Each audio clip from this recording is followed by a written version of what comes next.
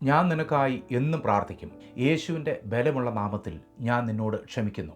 ഓസ്ട്രേലിയയിൽ പ്രസംഗിച്ചുകൊണ്ടിരിക്കുന്നതിൻ്റെ ഇടയിൽ കുത്തേറ്റ ബിഷപ്പ് മാർ മാരി ഇമ്മാനുവേലിൻ്റെ വാക്കുകളാണിത്. അക്രമിയുടെ കുത്തേറ്റ് വേദനയിൽ പൊളയുമ്പോഴും അദ്ദേഹം പറഞ്ഞതെങ്ങനെയാണ്? ഈ സമയം നാം യേശുവിൻ്റെ വാക്കുകളെ ഓർക്കണം.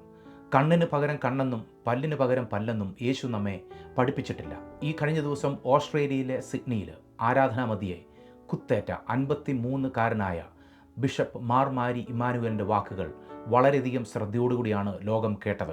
അസീരിയൻ ഓർത്തഡോക്സ് സഭയുടെ ക്രൈസ്റ്റ് ദ ഗുഡ് ഷെപ്പേർഡ് എന്നുള്ള ചർച്ചിലായിരുന്നു അദ്ദേഹം ശുശ്രൂഷിച്ചുകൊണ്ടിരിക്കുന്നത്. വളരെ സ്നേഹത്തോടുകൂടെ, തീവ്രമായ ക്രിസ്തു സ്നേഹത്തോടുകൂടെ യേശു കർത്താവിൻ്റെ സ്നേഹത്തെ വാരി വിതറിക്കൊണ്ടിരിക്കുന്ന ഒരു ബിഷപ്പായിരുന്നു ഈ ബിഷപ്പ്. ഇതിൻ്റെ മുൻപ് പോലും അദ്ദേഹത്തിൻ്റെ വാക്കുകൾ ശ്രദ്ധിച്ചിട്ടുള്ളവർക്ക് മനസ്സിലാകും യേശു ക്രിസ്തുവിനോടുള്ള തീവ്രമായ സ്നേഹം. സഭകൾക്കും പ്രസ്ഥാനത്തിനും അതീതമായി യേശു ക്രിസ്തുവാണ് എനിക്കെല്ലാം, യേശു ക്രിസ്തുവിനു വേണ്ടി ഞാൻ ജീവിക്കും, യേശു ക്രിസ്തുവിനെ ഞാൻ വളരെയധികം സ്നേഹിക്കുന്നുവെന്ന് സധൈര്യം എപ്പോഴും പറഞ്ഞുകൊണ്ടിരുന്ന ഒരു ബിഷപ്പായിരുന്നു അദ്ദേഹം. 2020 COVID-19 കാലയളവിലാണ് ഈ ബിഷപ്പ് ഏറ്റവും കൂടുതൽ പ്രശസ്തനായത്. COVID-19 ബന്ധത്തിൽ ഏർപ്പെടുത്തിയിരിക്കുന്ന സകല ലോക്ക്ഡൗണുകളെയും അദ്ദേഹം വിമർശിച്ചു. അദ്ദേഹം COVID-19 വിളിച്ചത് പാൻഡമിക് എന്നല്ല, പ്ലാൻഡമിക് എന്നാണ്.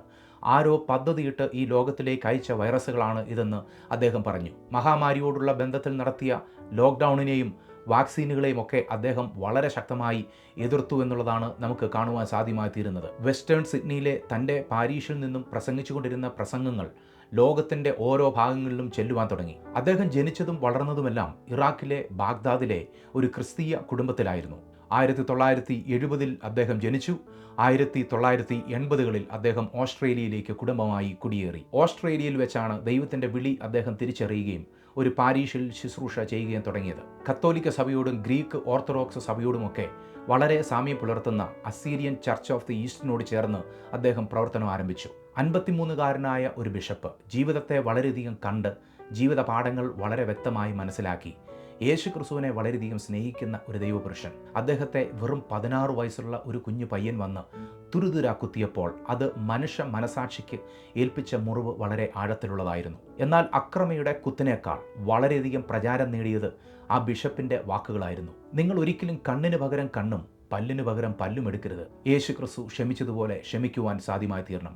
16-കാരനായ ഈ യുവാവ് ഈ ബിഷപ്പിനെ കുത്തി മലർത്തി ഇട്ടതിന് ശേഷം അന്തരം തന്നെ ആ ബിഷപ്പ് അവനെ ചേർത്ത് പിടിച്ച് പ്രാർത്ഥിച്ചു എന്നുള്ളതാണ് നമുക്ക് ലഭ്യമാകുന്ന വിവരങ്ങൾ. എങ്ങനെയാണ് ഇങ്ങനെ സ്നേഹിക്കുവാൻ സാധ്യമായി തീരുന്നത്?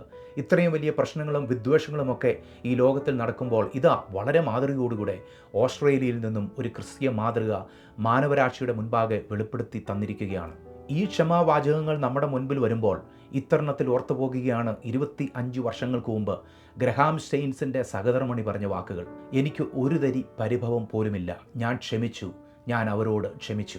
ഈ വാക്കുകൾ പറഞ്ഞത് ഗ്ലാഡിസ് സ്റ്റെയിൻസ് എന്ന് പറയുന്ന ഒരു സഹോദരിയാണ്. 1965 ഗ്രഹാം സ്റ്റെയിൻസും ഗ്ലാഡിസ് സ്റ്റെയിൻസും മകൾ എസ്തേറും ഫിലിപ്പും തിമോത്തിയും ഒഡീഷയിൽ വന്നിറങ്ങിയത്.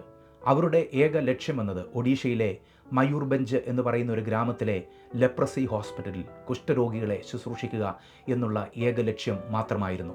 ഓസ്ട്രേലിയയിലെ ക്യൂൻസ്ലൻഡിലെ എല്ലാ സുഖ സൗകര്യങ്ങളും വെടിഞ്ഞ് അദ്ദേഹം ഇന്ത്യയിലെ ഒരു കുഗ്രാമത്തിൽ വന്ന് യേശു കർത്താവിൻ്റെ സുവിശേഷം തൻ്റെ പ്രവൃത്തിയിലൂടെ തെളിയിക്കുവാൻ തീരുമാനിച്ചു. 1999 ജനുവരി മാസം 22 12:10 ഒഡീഷയിലെ മനോഹർപൂർ എന്നുള്ള ഒരു ഗ്രാമത്തിൽ രാത്രിയിൽ ക്യാമ്പടിച്ച് കിടന്ന ജീപ്പിന് നേരെ തീ വെച്ചുകൊണ്ടായിരുന്നു അദ്ദേഹത്തെയും തൻ്റെ 2 മക്കളെയും അക്രമകാരികൾ കൊന്നത്. അന്ന് രാത്രിയിൽ കാടിന് നടുക്ക് ഒരു ജീപ്പിൽ അദ്ദേഹവും അദ്ദേഹത്തിൻ്റെ 2 മക്കൾ ഫിലിപ്പും തിമോത്തിയും കിടന്നുറങ്ങുകയായിരുന്നു. ഫിലിപ്പിന് വയസ്സ് 10, തിമോത്തിക്ക് വയസ്സ് 6, ഗ്രഹാം സ്റ്റെയിൻസിന് വയസ്സ് 59. എത്രയും ആയുസ് ഇനിയും അവരുടെ മുൻപിലുണ്ടായിരുന്നു.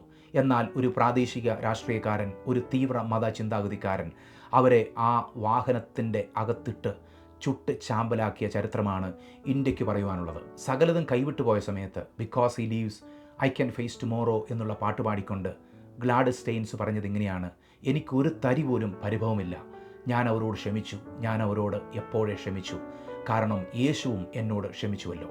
2 ഓസ്ട്രേലിയൻ ക്രിസ്തീയ കുടുംബങ്ങൾ. ക്രിസ്തീയ പാരമ്പര്യപ്രകാരം 2 പേർക്കും 2 പശ്ചാത്തലങ്ങളാണുള്ളത്.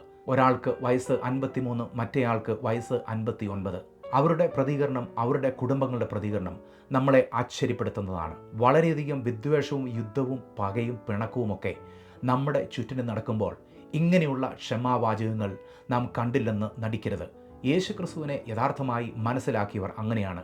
ഒരിക്കൽ യേശുവിനോട് ചേർന്ന് നിന്നാൽ, ഒരിക്കൽ യേശു ആരാണെന്ന് നാം അനുഭവിച്ചറിഞ്ഞാൽ ശത്രുക്കളെ ഒരിക്കലും പകയ്ക്കുവാൻ നമുക്ക് ആവില്ല.